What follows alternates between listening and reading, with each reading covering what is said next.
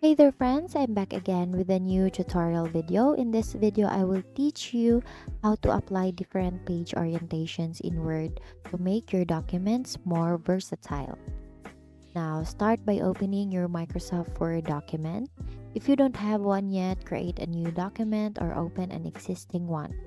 Now scroll to the page where you want to apply a different orientation. This might be a page within your document that you want to stand out.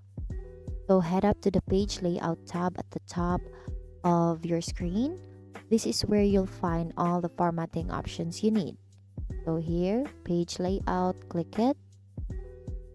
If you want to change your page orientation to landscape, all you have to do is to click this one, landscape. It will automatically change the format to landscape.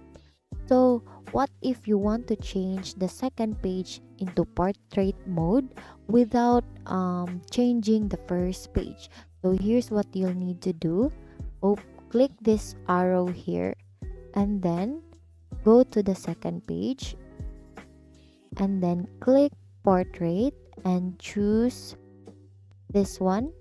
Apply to this point forward and click OK. So as you can see, the first page is still in landscape mode and the second page is in portrait mode.